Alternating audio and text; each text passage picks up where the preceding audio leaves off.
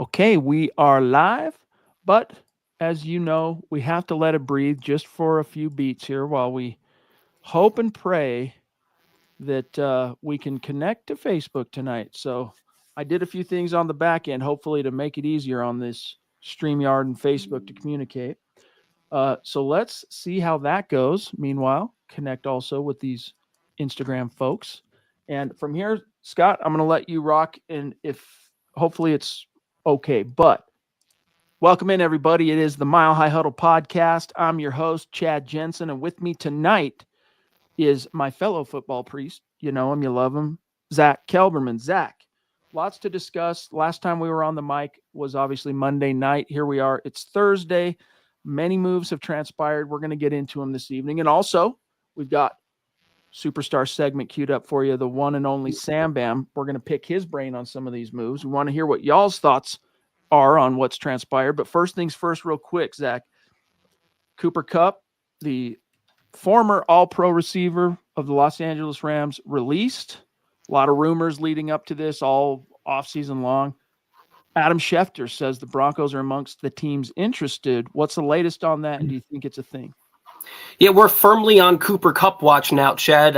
Reports are flying in fast and furious. I saw from Mike Garofalo of NFL Network that Kupp is expected to have his decision tonight. I just saw from Jordan Schultz of Fox Sports that the Broncos are firmly in the mix for Cooper Kupp, along with, I think, 4 or 5 other teams. So it could happen any moment. And I think the fact that we haven't heard any official disinterest in Cooper Kupp come out leads me to believe that there is actual genuine interest in the former Super Bowl MVP.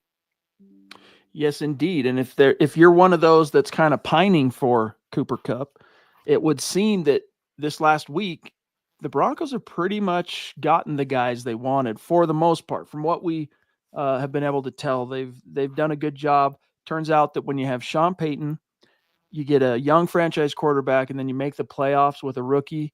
You start being an interesting, Zack, and attractive destination for prospective free agents, especially when you got that Walmart money to throw around and some cap space. Yeah, I was going to say it doesn't hurt to be the richest ownership group in the NFL, but also stability, Chad, a foundation. The Broncos are not irrelevant anymore. The Broncos are not losers anymore. They won 10 games last season. They made the playoffs. They're on the up and up. So I could see why they're a destination team again, which is so enthralling. Okay, here in just a second, we're going to get S.A.M.B.M. on the screen and pick his brain, but we want to grab this real fast from the Papa Bear. And by the way, last night I was helping out in the chat with Luke and Tom on Mile High Insiders, and we had a weird phenomenon where the first 3 or so super chats just didn't show up in the StreamYard stream. So Papa Bear, you were one of them. So was David Youngkin. So guys, I told you I'd make it up to you. Really sorry about that. Happens every once in a blue moon, but we hate to see it happen because you know how much we love you guys. The Papa Bear, David McElrath, says, good evening, Broncos country. Hashtag, let's go, Bo. God bless USA. Buckham times 3. MHH for life. Denver Broncos for life. He says, Zack, I love what we've done with free agency. I mean, it's not even over yet. We still have the draft coming up next month, Chad, but you could argue that this is the Broncos' best offseason since the Peyton Manning years in a decade or so. They went out and they sought defensive help with Hufanga and Dre Greenlaw, got them under contract. They went out and got Evan Ingram, their new Joker, got him under contract. A+ across the board. I cannot be happier. All right.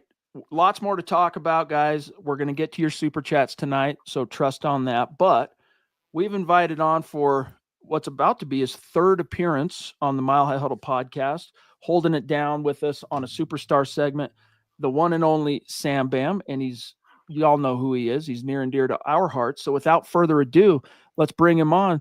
Sam, what's good, brother? How are you? Hey, I'm doing good. Hope you guys are doing well. Good evening, Broncos country. Been a great start to free agency so far. Great start to this offseason. So looking forward to the future with the Broncos in the second year going under with Bo Nix and Sean Payton. Let's talk about a few of these moves. First and foremost, somewhat in chronological order, what did you make of the Broncos kind of picking sides and deciding to bring back Jarrett Stidham rather than, say, Zach Wilson? I think it seems like maybe Jarrett Stidham, maybe his price is a little bit lower. I guess he's played a couple years with the Broncos so far. And Zach Wilson probably wanted a little bit more money and more of an opportunity probably with, I really like Tua, but he's been, injury prone. So Zach Wilson was probably looking for an opportunity to maybe get more playing time potentially with Miami. Maybe he got a little more money, I believe, with, a 1-year, $10 million deal. So I just, if I think Jared Sims solid, but if Bo goes down, then the Broncos are going to be hurting and everything. So let's just hope that Bo stays healthy. But best of luck to Zach Wilson in Miami. Since we are on, and we'll get to Greenlaw and Hufanga in a second, Sam, but since we're on Cooper Kupp watch, I want to know your take on the situation. Would you like the Broncos to pursue him? What's your maximum number that you'd pay? Because there's reports that he wants upwards of $12, $13 million, $14 million a year. How do you feel about Cooper Kupp and the Broncos? Well, it'd be nice to have. Now, I'm not sure what exactly the Broncos' cap situation is after so far with signings of Hufanga and Greenlaw, and I can't remember who else I'm missing, but Evan Ingram, right? But yeah, if the price is right, I would like for the Broncos maybe to give Cooper Kupp like a 2-year, $20 million deal. I doubt the front office is going to want to pay more than I'd say 10, 11 million per year for Cooper Kupp for a 31-year-old receiver who's just kind of on his last years of his career. If the Broncos were to do anything significant at wide receiver this offseason, I would like to see a trade for kind of a younger, upcoming superstar receiver like Garrett Wilson, someone who, for example, when the Bills got Stephon Diggs, it really excelled Josh Allen's career. When the Eagles got A.J. Brown, it really really helped Jalen Hurts and helped his career excel. So if the Broncos do anything else at wide receiver outside of the draft, though, I would kind of like for it to be a trade of a younger receiver that could be maybe Bo Nix's one of the top targets for this next 7-8 years. So I would love to have Cooper Kupp if the price is right, but it's not a big deal if the Broncos don't sign him to me. So on the subject real quick of remaining cap space, over the cap has begun to factor in some of these deals and whittle away at the 41 million or so in cap space the Broncos initially had. However, the Greenlaw and Hufanga deals are not yet on the books, but minus those guys, Ingram's on, Pert's on, Stidham's on, Sherfield's on.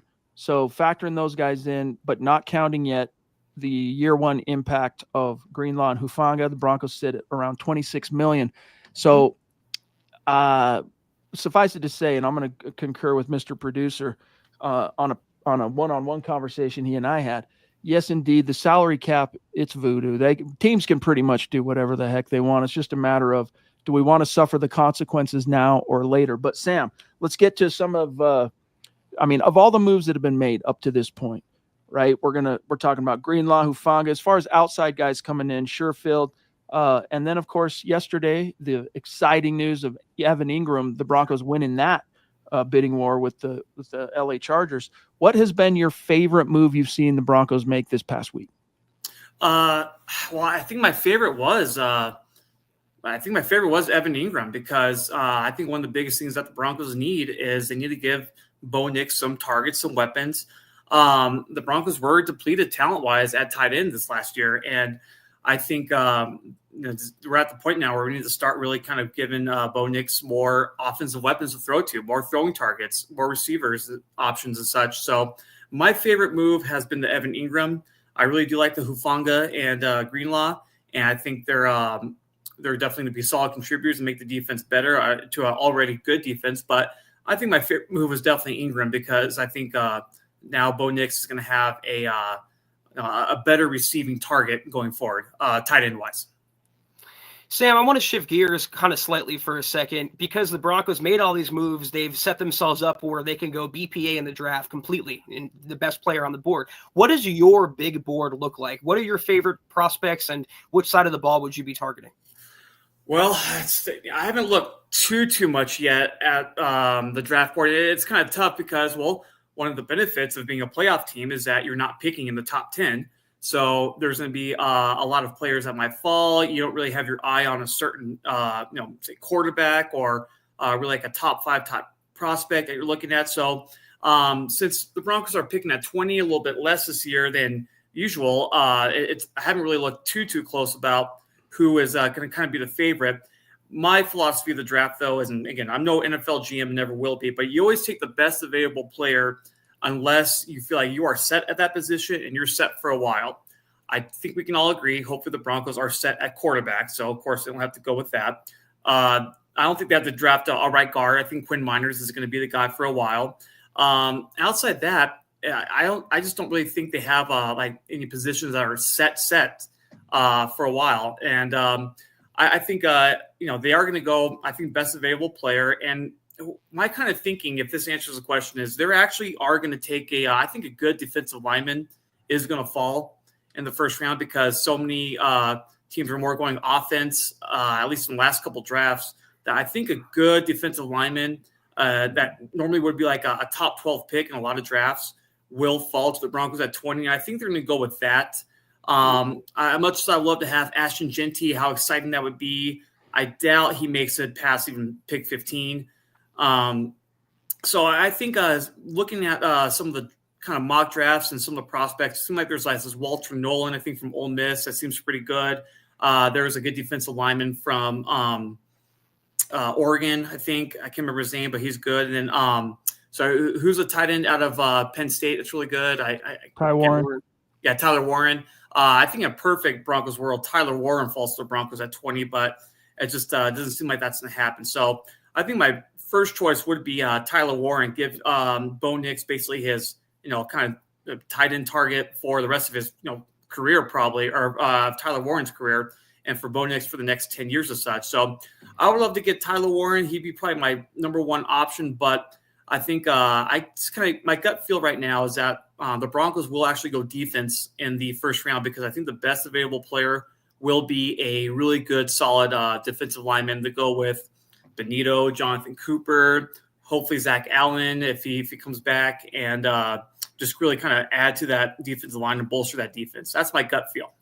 So for what it's worth, guys like Eric Trickle, Nick Kendall, they've written a couple articles about how the free agent moves this week have somewhat reshuffled the draft board. For example, in Nick Kendall's 3-round mock, the first mock of MHH since free agency opened, he had the Broncos take in round 1, pick 20, Teteroa McMillan of Arizona, followed by, in round 2, Omar Norman Lott, a defensive lineman out of Tennessee, followed by, it's just a 3-round mock, the running back out of Tennessee, Dylan Sampson. It's definitely worth a read. If you guys haven't checked that out, go read it at milehighhuddle.com. But Sam, it's always fun chopping it up with you, big dog, and we appreciate you so much here as a Mount Rushmore member of the community here at MHH. So we got one more question for you, and then we're going to cut you loose.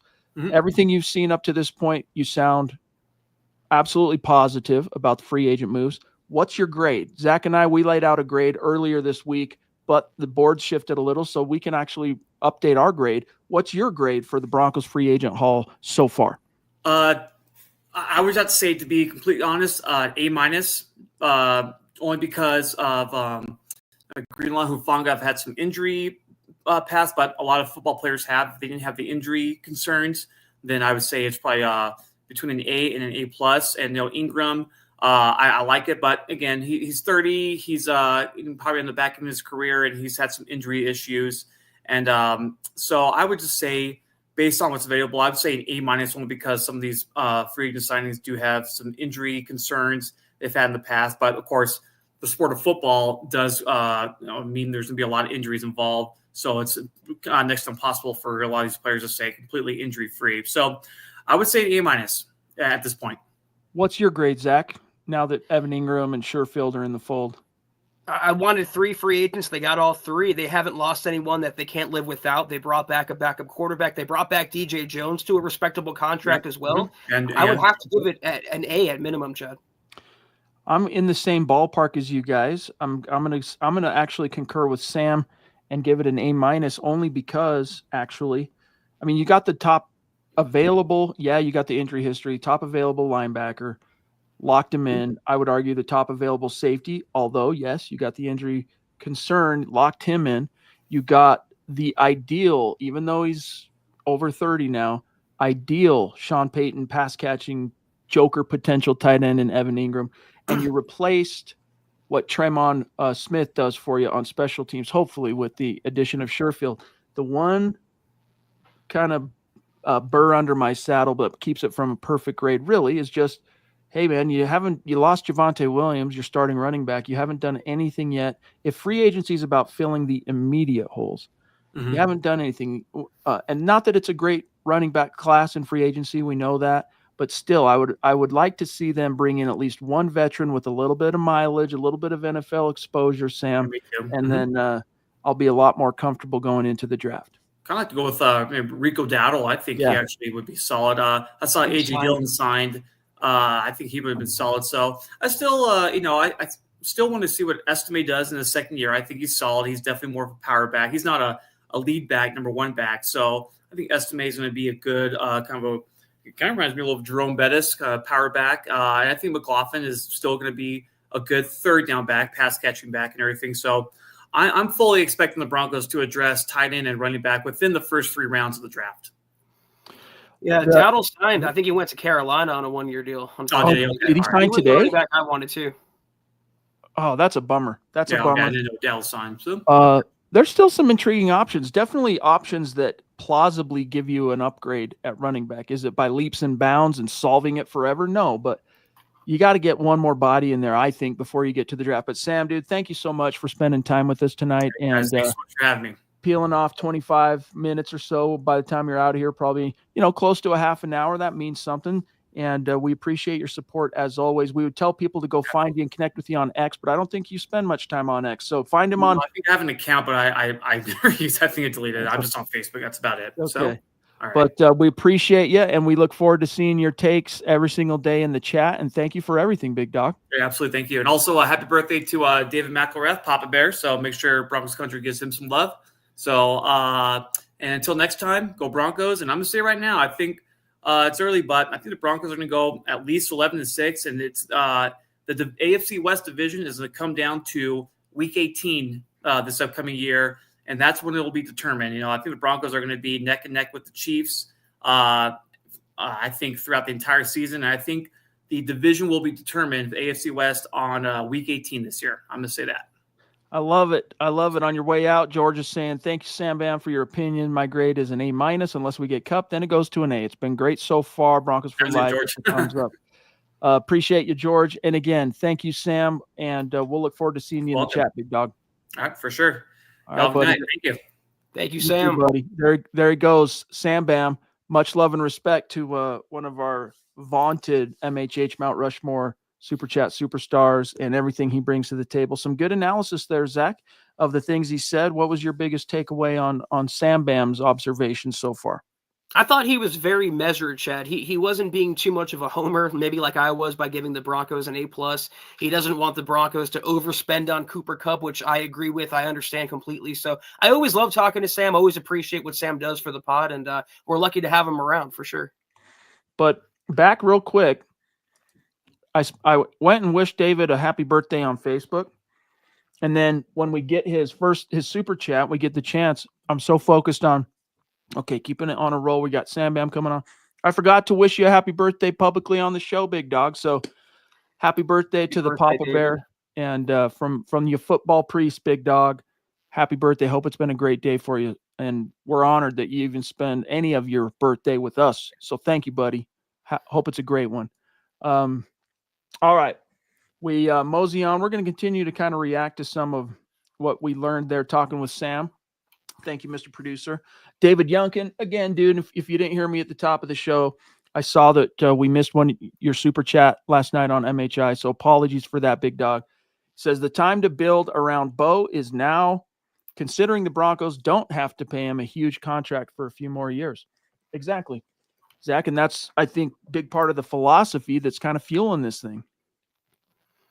Yeah, I got to be honest, too, when I see like Geno Smith moving and Sam Darnold moving around and Daniel Jones getting a sizable chunk of change, I am so thankful to the football gods that we are not in that situation anymore, that we have a franchise quarterback. And like David said here, now it's just putting the pieces around the quarterback and having him on a rookie deal where he makes pennies on the dollar compared to other starting QBs in the NFL veterans is the cherry on top. Thank you, David. It's like what Sean Payton said when he was asked about what's the best thing to help Bo Nix with your first round pick at the combine. He's like, well, everybody's, I'll paraphrase him, but everybody's so focused on a joker and a running back and a tight end, which could obviously help Bo. But you know what else could help Bo? A cornerback, a defensive lineman, an outside linebacker. Now, when we talk about building the nest around Bo Nix, colloquially speaking, Zach, we're mainly talking about the weaponry around him and the offensive line and whatnot. But the Broncos are taking it from a macro perspective, and they're building the nest. They're talking the whole nest, right? The entire roster. And so far, I've liked what I've seen. The Ronk jumping in. What's up, brother? Good to see you tonight. Thank you for your support, as always, my friend, on Facebook, saying good evening to everybody. And we also have S.A.M.B.M checking in with a super. Thank Golly, you, Sam. dude. Thank you, pal. He's contributing to the content. He's washing dishes. He's cooking. Here he is also throwing down a super chat. I love it, dude. Thank you, Sam. Always a pleasure to chop it up with you, big dog. Says, thanks so much for having me, guys. That was a lot of fun, as always. Go Broncos. Yeah, Zach, his third appearance on the MHH pod. And you can see why he's been a recurring guest. I love his Broncos takes, and I think the audience liked the takes as well. So thank you so much, Sam, as always. Amazing supporter of the show. Absolutely. Eric Flynn also jumping in to show some support with some stars on Facebook. Thank you, pal. Hope you are doing well as well on Facebook. Great to see you. So let's see, guys. We got the Boogmeister also checking in saying, what's up, big dogs? I've been on cloud 9 with these pickups. I'm excited to see how Sean will move these pieces around. Much love, MHH crew. Well, yeah, I mean, from an offensive perspective too, like I'm just throwing it out there, maybe, because here's the thing with Tremont Smith, he was a cornerback by trade, Zach, right? His actual position, when you look at the roster and the roster math, 53 guys, whatever, he's taken up one of the cornerback slots, even though they rarely turn to him on defense. His thing was, of course, being that gunner and that special teams guy down in balls inside the 5 and that whole thing. Sherfield's coming in, and that's the primary impetus that they're hoping he can not only replace that, but maybe even do him better than Smith. But Zach, he's also a wide receiver. So who knows? Maybe he can contribute a little bit to Bo Nix and what the Broncos are cooking up on offense. Much like with Ben Kotwika, former Broncos special teams coordinator, I feel like the writing was on the wall for Tremont Smith after that Chargers game where he had that kick-catch interference. They went on to lose, and now they've replaced him as the top flyer. That's what he's called now, the top gunner. Core special teamer is what Tremont Smith is, but they're getting Sherfield that does the exact same thing. I believe he's a little cheaper too. And like you said, Chad, he can play a little receiver. He's not Jerry Rice, but if you throw the ball to him, he could probably end up catching it. No doubt about it. I didn't take a look at his PFR stats when the Broncos signed him because, again, the impetus was special teams. But maybe we should take a look and talk about that at some point tonight. David Youngkin jumping in again. Thank you, brother. Appreciate you. He says a question about the free agent running backs is no interest in them, just drafting. A question about the free agent running back is no interest in them or just drafting a running back. So could it just simply be that the Broncos, Zach, are not interested in any of this crop, and that they know that it's such a deep running back class, they're going to be able to find a real guy? Well, there's no Saquon Barkley this year. There's no Derrick Henry. There's no Josh Jacobs. When the best you have is Najee Harris and Aaron Jones, then yeah, that's a free agent class that's worth overlooking and focusing on the draft. And it's not just a decent draft class, Chad. It's one of the deepest running back classes in recent memory. So the Broncos are smart here. Sam brought up Rico Dowdle. I wouldn't have minded him. There's some upside there. I wouldn't have minded Kenneth Gainwell, the former Eagles running back. He signed with Pittsburgh, I believe. But other than that, you're not going to find a long-term starter. And isn't that the point here, is to find a long-term starter at running back?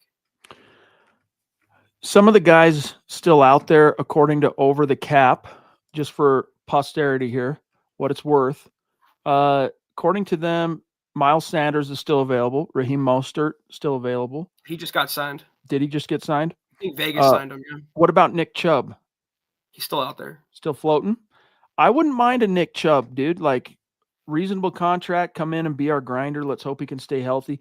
Gives us a guy that we can lean on as a bell cow if things don't unfold the way we need it to in the draft. I like it as a potential idea. I'm not saying it's a solution, okay? I'm not saying that it solves every problem that you have. What about J.K. Dobbins? Injury history and getting older for a running back. I mean, he was good in Baltimore, but kind of fell off a cliff with the Chargers last season. Still free agent. So anyway, those are a few of the options, and illustrates why the Broncos, even against my critique, and it's a modest critique, right? I'm not trying to eviscerate the team. I'm giving them an A- so far on free agency. Again, if it's about filling the roster holes before you get to the draft, the other aspect here, Zach, could be just like Sean Payton said at the couch with Kay Adams, and he wasn't exactly asked it in this way. So maybe there's a reason why it didn't come up, but in the similar way that he said, hey, we're a lot better at wide receiver than maybe y'all are giving us credit for. Maybe they are a lot more excited in the S.A.M.B.M and the McLaughlins and the Watsons and Bidets than there. I have a hard time believing that from a comfortability, based on what we saw last year and a confidence and comfortability perspective. I think they know they need some help there. So right now it's just honing in, razor pointing, straight up arrow, NFL draft. Ralph, we need a punter in round 1. Yeah. Let's go pull an Al Davis and use a premium round pick on a punter. But it is an issue. I wrote about this last night with the Broncos letting Riley Dixon, hit the bricks. There was a report that came out, I think it was from Chris Thomason of the Denver Gazette, that the Broncos, Zach, are not interested in bringing in former CSU punter Ryan Stonehouse.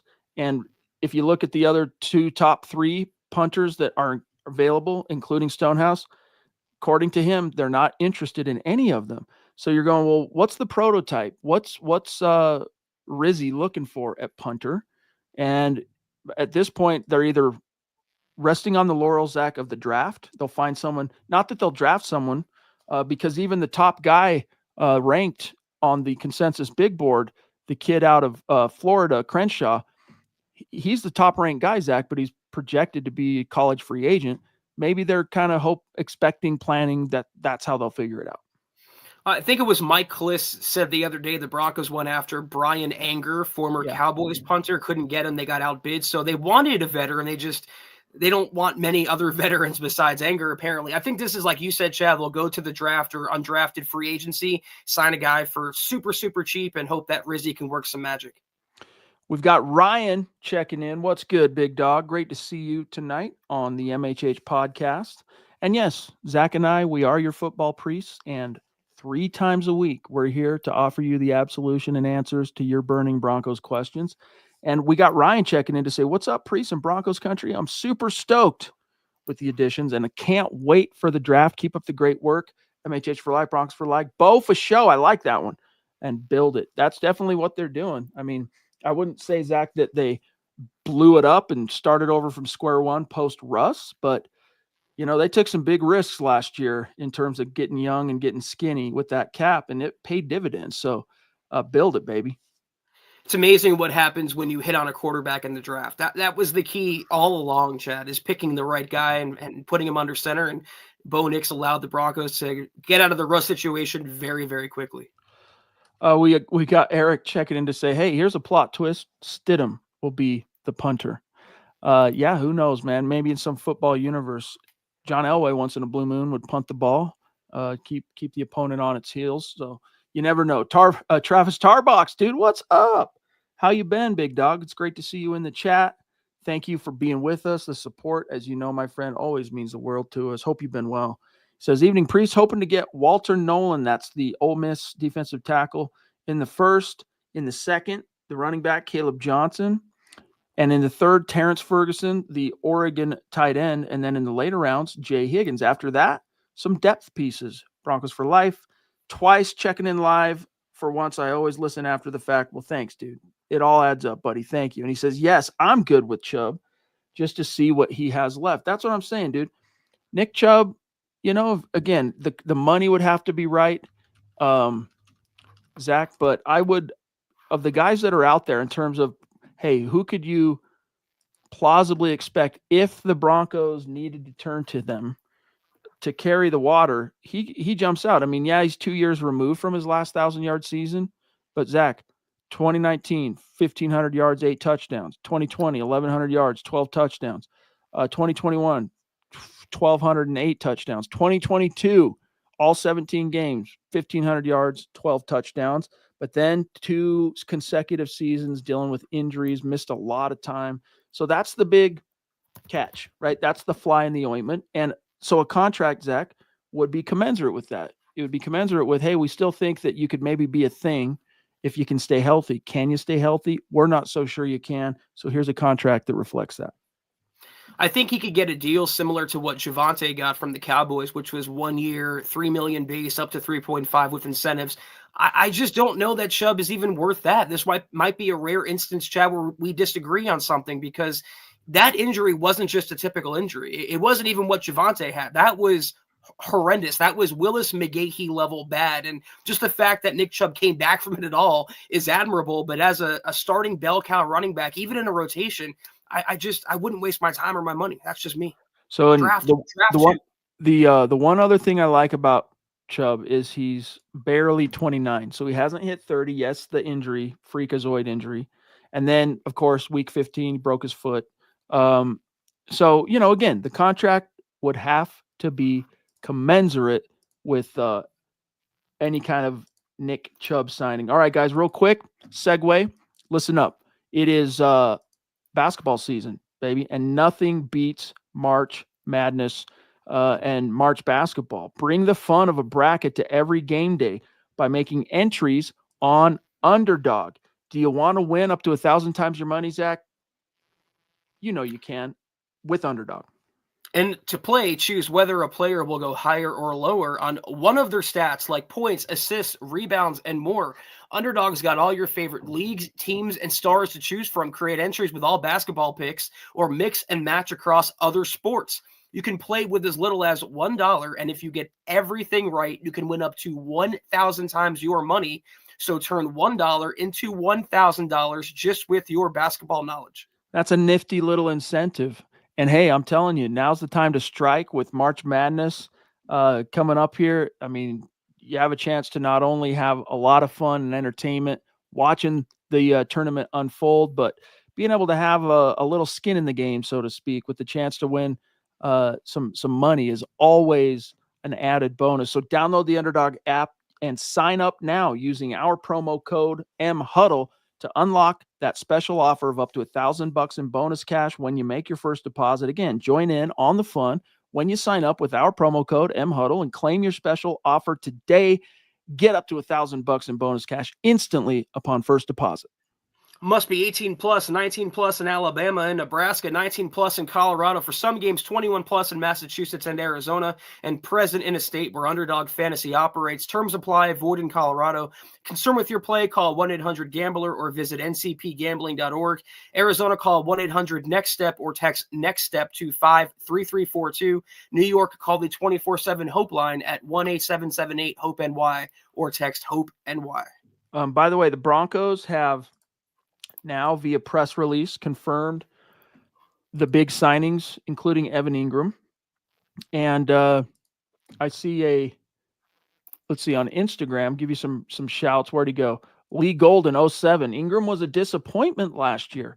Yeah, it was. He had a few setbacks. It wasn't great, but I'm just going to read a few things off the press release, and this gives you some insight into why the Broncos loved him. 2-year contract. He's 6'3", 240 pounds. He might not still have that 4.4 speed that he once did, but he's got plenty of it, all right, for the position.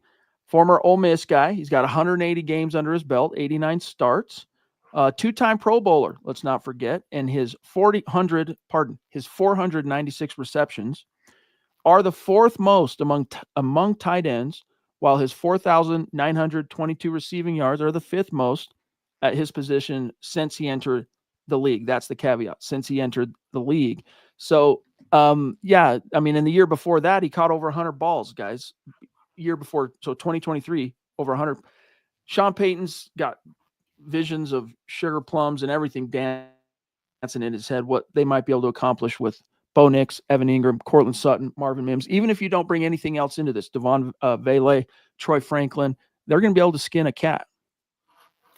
Yeah, I was going to compare it. And yeah, he had a down year, Evan Ingram, last season. But in 2023, like Chad said, I think he caught 114 passes or 112.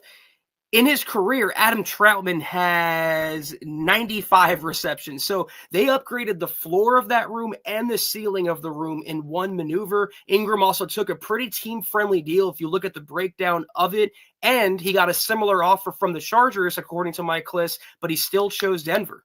What does that tell you? Interesting, because I think it's just the allure of working in a Sean Payton offense. Because Woofy, what's up, dude? Thank you for the super chat.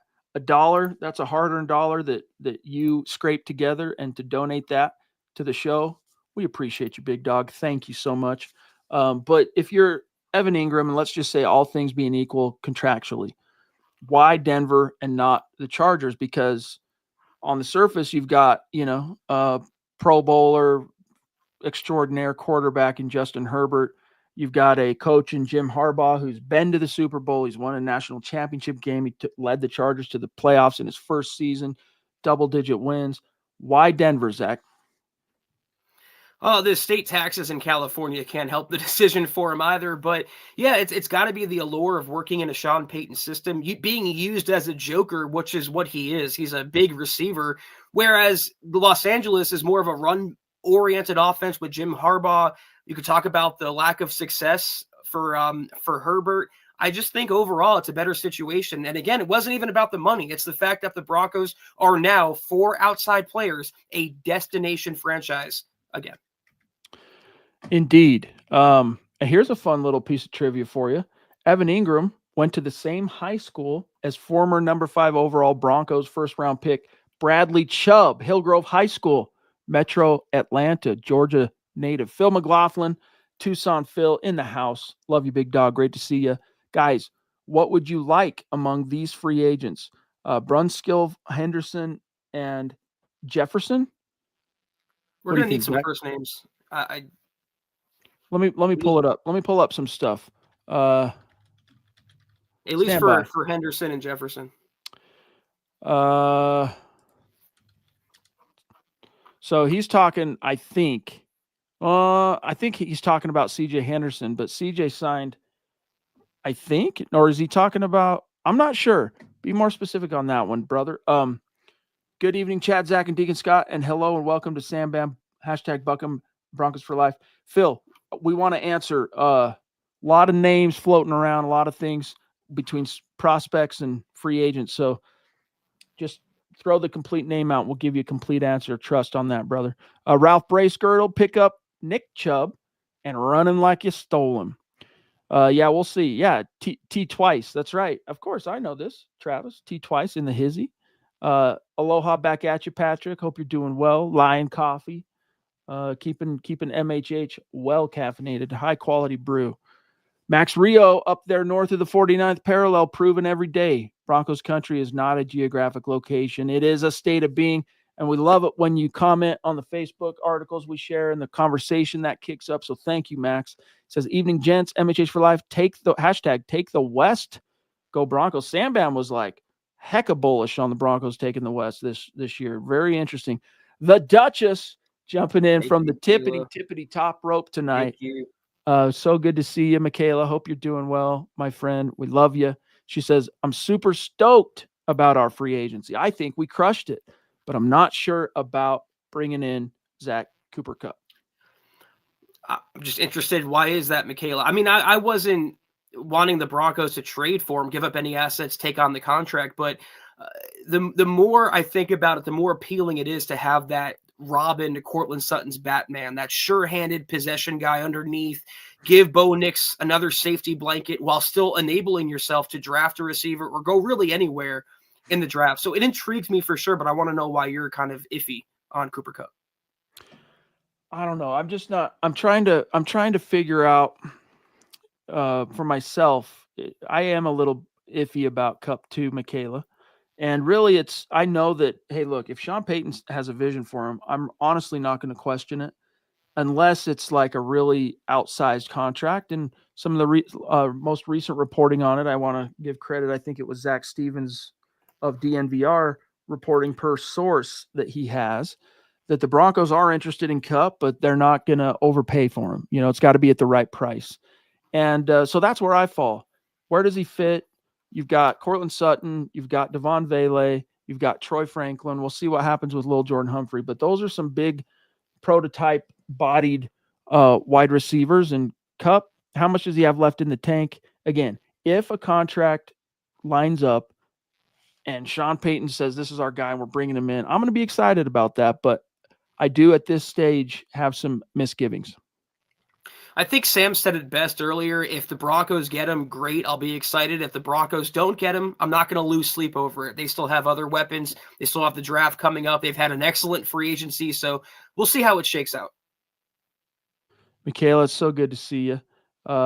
Much love. Give us your grade on the Broncos in the chat, Michaela, on free agency so far. Wolfie jumping in again. Says, hey, let's talk Von Miller, a 1-year team-friendly deal to retire as a Bronco and maybe become a coach in some capacity. Well, do you remember that story, Zach, of Von Miller saying he wants to become a GM like John Elway someday and all that?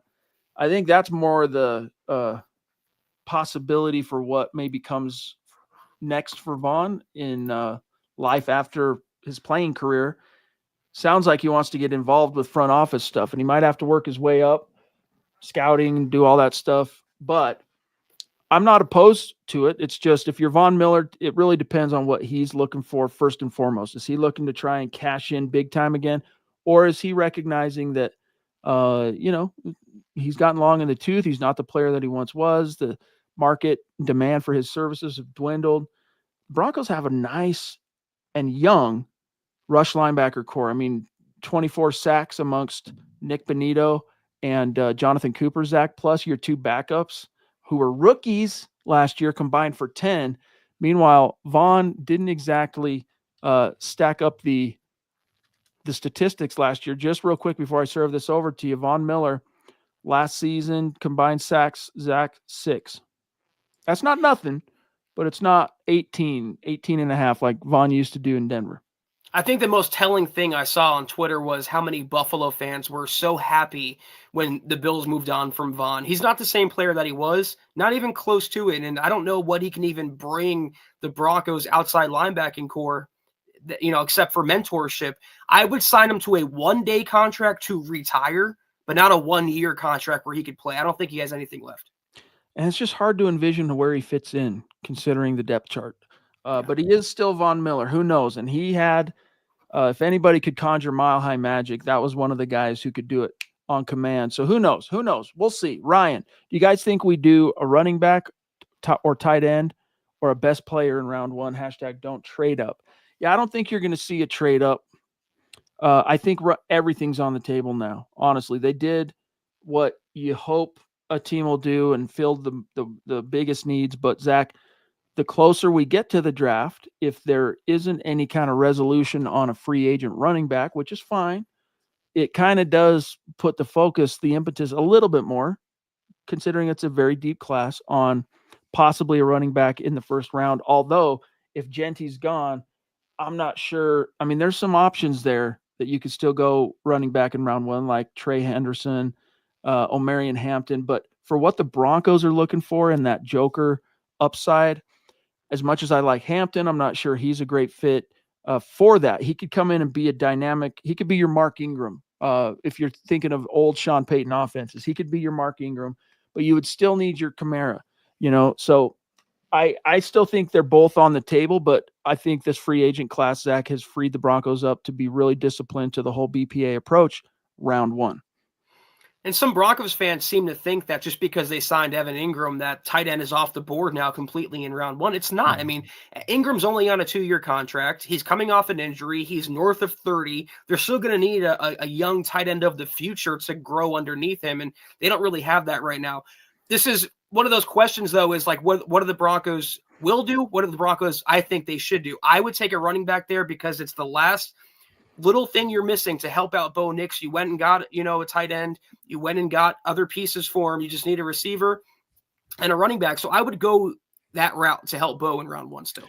Michaela jumping in again. Thank you, Michaela, to say Cooper Kupp, they say, is washed. And yeah, he's definitely never going to be that player he was as the Triple Crown winner in 2021, where he had 145 receptions, 53 yards short of a 2,000-yard receiving season, and 16 touchdowns. That ship has sailed, but last year he started 11 games, appeared in 12, caught 67 passes for 710 yards and 6 touchdowns. So, how much are you willing to pay like a possession type receiver that knows how to get open, big slot kind of guy too, could play that? I mean, there's value still in him. I don't think he's fully washed. I think he still could bring something to the right offense, Zach, especially if that coordinator and, visionary had a vision for him. And she says, by the way, I give Broncos an A-, and then we'll get the other aspect here. Yeah, he is washed if you want to lean on him like 2021 Cooper Kupp, Super Bowl MVP, but the Broncos wouldn't be. They have other weapons. They still have Courtland Sutton. They have Evan Ingram now. They're going to add a running back in the draft. They have Marvin Mims. He would be just an auxiliary complementary piece. And in that role, Michaela, I don't think he's washed. I think he has enough left in the tank to be a really sure-handed safety blanket for Bo Nix. She goes on to say, with her other super chat here, that we will get our running back in the first round, like Omarion Hampton, and that is Elijah Arroyo in the second. Man, Arroyo could sneak in. Arroyo wouldn't surprise me, Zach, if he snuck in the back end of the first round. Yeah. I don't know. The closer we get, the more I'm like, ooh, is Arroyo going to be there at 51? Because that's where the Broncos pick in the second round. So considering that the first pick in the second round is pick 33, you do the math, his stock has definitely been on the rise. And just like with running back, too, that's the beauty of this draft is that they could wait. If they don't want to take Arroyo in the second or a tight end in the first, they could still get a very, very good one in the middle rounds to learn under Evan Ingram. Totally, dude. I mean, the local kids, the kids from Denver, like Ferguson, we mentioned him briefly earlier, from Oregon. Helm from Texas, even though he sprained his ankle trying to run the 40. That was unfortunate. But I still have my draft crush on Jake Brenningstool, the Clemson kid. Like, there are so many good options. We haven't even mentioned Fannin. So they don't need to panic. They don't need to reach. Arroyo is another one of those guys. We'll see how it ends up shaking out. Yeah, there's a bunch of tight end. Gunnar Helm, too, who the Broncos spoke with at the Combine. I know he ran a bad 40, but he had a sprained ankle. He's another maybe mid-round possibility. Eric Holt jumping in with the super chat. Thank you, buddy. Hey, are you on X? Are you on Twitter? Because when we do our superstar shout-outs each night, I try and find you, but there's a million different Eric Holt, so I'm not sure. So if you're on X, drop your handle in the chat, and that way I'll know how to find you and tag you.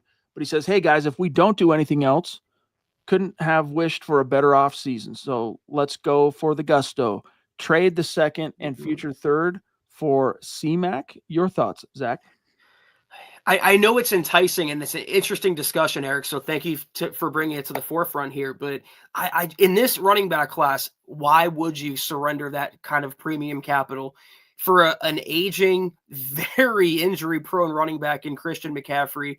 I would have liked the Broncos to draft him. I would have liked the Broncos a couple years ago to trade for him. I think he's an amazing Hall of Fame caliber player, but he can't help you if he's on the sideline or on the trainer's table, and that's where he's been as of late. So I'm going to keep my picks and take a younger, higher upside maybe, and cheaper, cost-controlled rookie at running back. Yeah, 4 games last year.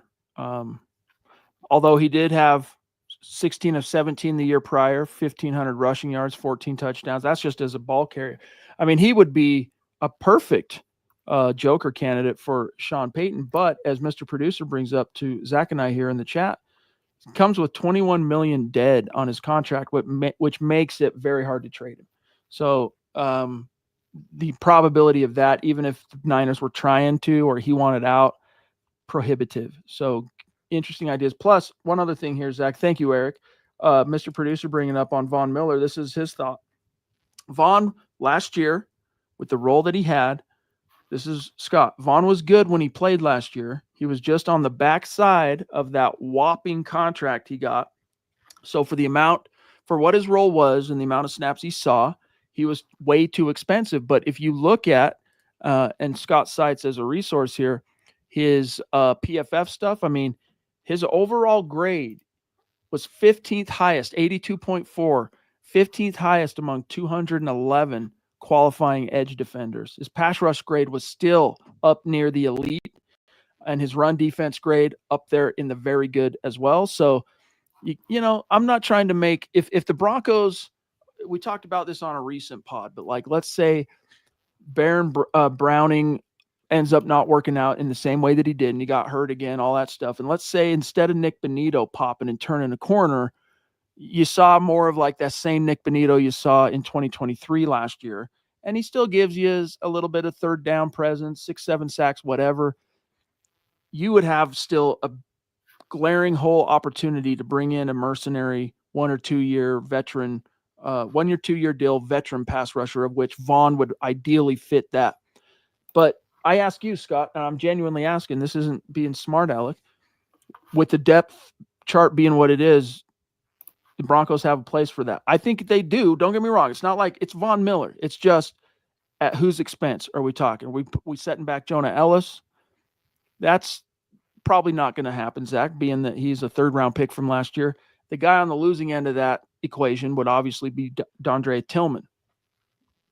I just think X's are X's for a reason, and the Broncos have shown in recent years they don't bring back many of their former players. So I'm always inclined to give the younger guys the shot. I like what I saw from Tillman, Ellis, and they have more of a future, more of a ceiling than Vaughn does at 30, however old he is now.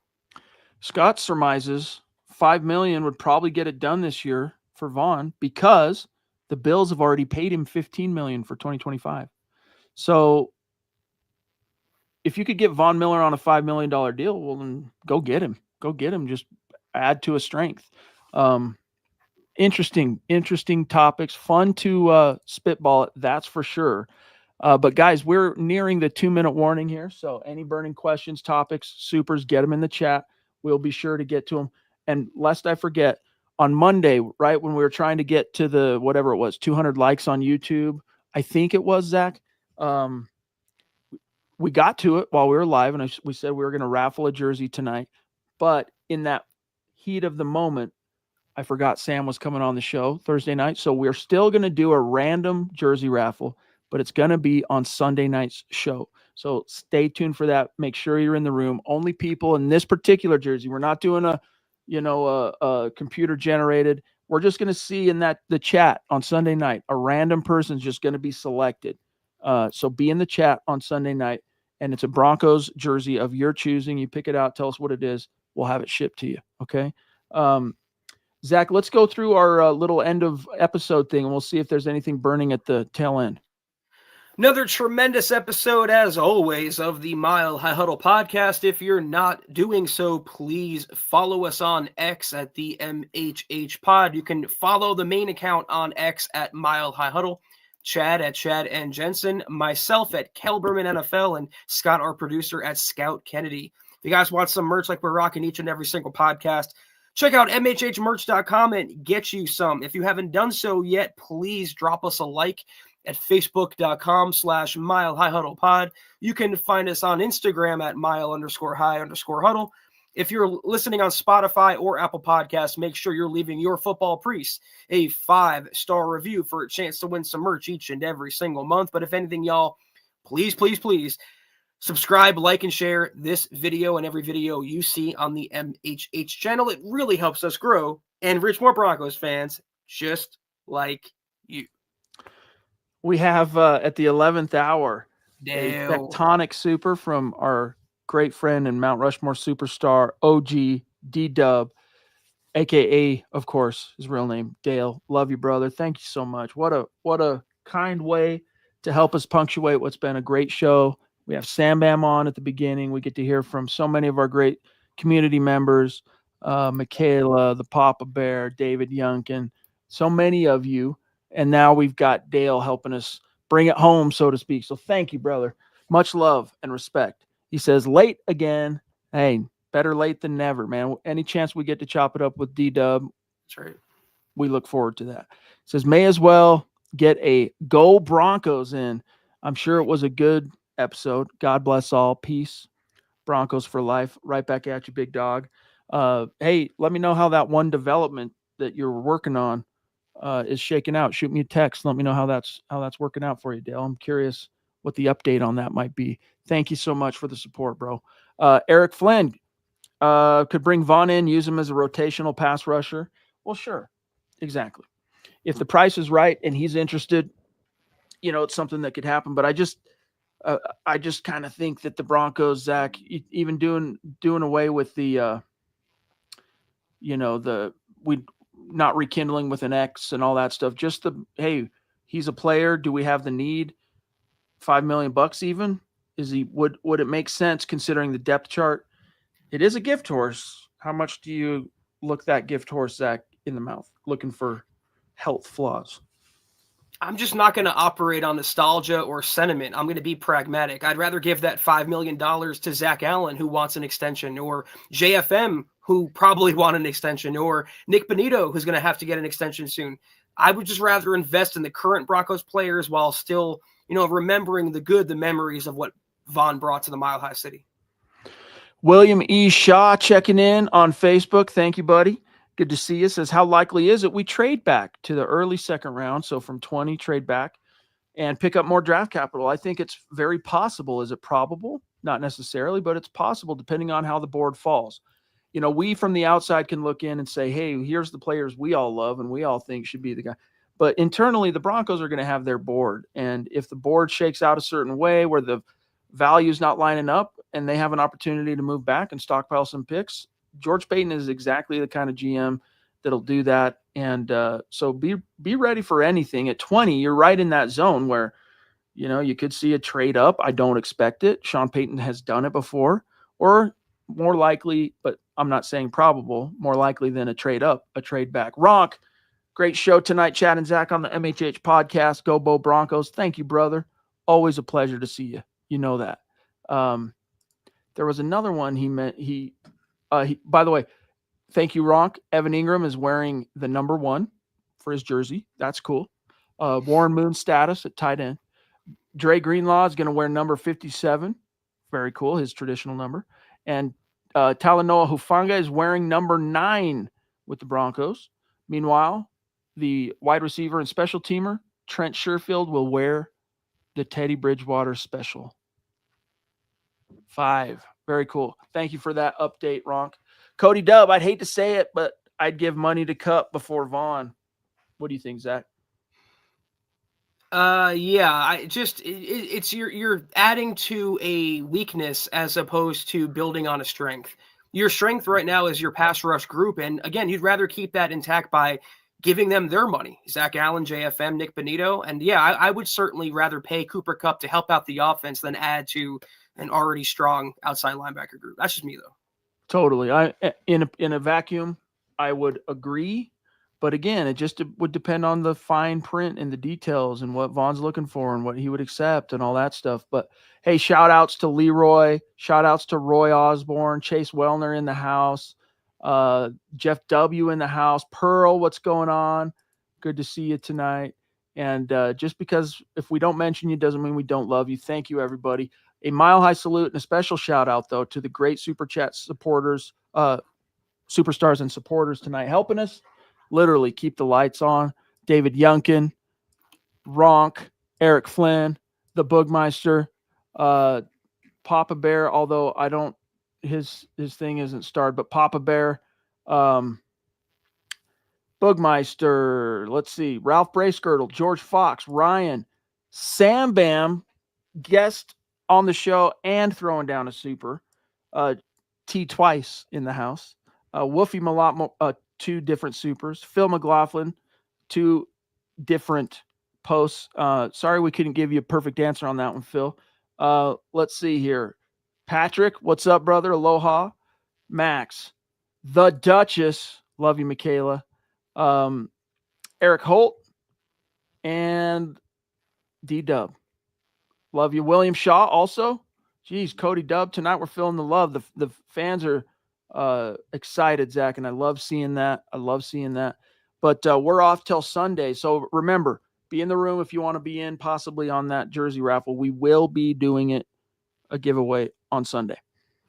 I just saw a quick update on Cooper Kupp. I think it was Jordan Schultz reporting that the Jaguars, one of the teams that was said to be interested, is now out of the Kupp sweepstakes. So it whittles it down by one. The Broncos are, quote, firmly in the mix for Kupp. So we'll see what happens. But have a great start to your weekend. We'll see you Sunday to recap more moves. Take care. And as always, go Broncos.